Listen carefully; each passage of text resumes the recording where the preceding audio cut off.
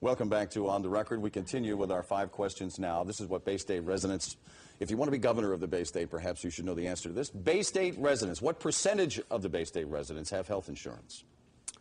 I would say at least 85%. It is at least. It's 97, so obviously with the objective being close to 100%. And lastly, the final question, what does the average family of 4 in Massachusetts pay for health insurance here in the Commonwealth? I believe it's $14.50.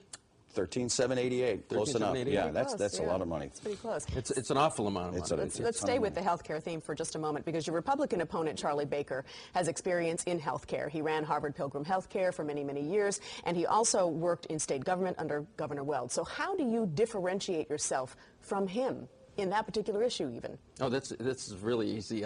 He's the classic insider. I'm the classic outsider. He wrote the Big Dig finance plan that will quadruple tolls on the Pike out to the year 2038. And as far as health care goes, he's a HMO executive. 10 years while he was there, we experienced, or his customers experienced, double-digit increases in health care each and every year. And the third issue is that what I want to do in health care, and really you have to do it, and you have to trust the doctors and nurses on this one, give us tort reform and let the doctors and nurses step away from the incredible amount of tests that they have to do just to protect themselves against these lawsuits all the time. And let's cap the jury awards on these the litigation that goes against doctors and nurses these days. That will take real costs out of health care. You think you can do that? Oh, absolutely. You have to do it. We have to do it. We went for that health care for all back in 2006 when Mitt Romney proposed that. That is going to cost the Commonwealth this year $1.7 billion. $1.7 billion. It had no part of it had anything to do with cost control. And folks that are in that business, whether you're in the hospital side of it or like my opponent is an HMO executive, they were thrilled that that thing went through because there was no cost component to help people with these costs. And that $13.75 that you just mentioned, Ed, we're talking, 5-6 years from now, that'll be well over $20,000 a year. That is a budget buster for the Commonwealth and certainly for regular working families. They predict nationally it could be 20% of the GDP if it continues on the same growth. But you've used the term insider a couple of times. For the first 3 years you were on the Turnpike Board, effectively and essentially you voted lockstep with James Caraciotis, and obviously you veered from that as you've gotten more mature.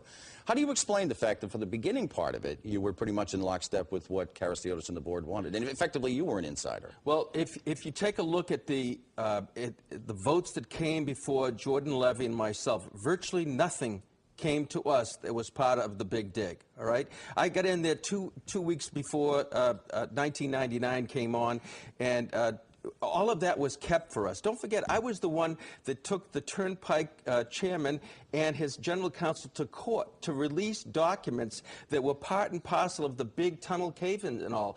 We took Jane Swift to court to get in there and do the reform, and every single legislator except one voted to put 2 additional board members on to silence us and change the complexity and actually put down reform of the Turnpike. So I went to court a number of times with my own money that I've never gotten back and I never will see again to get the Turnpike into a transparency, full disclosure mode.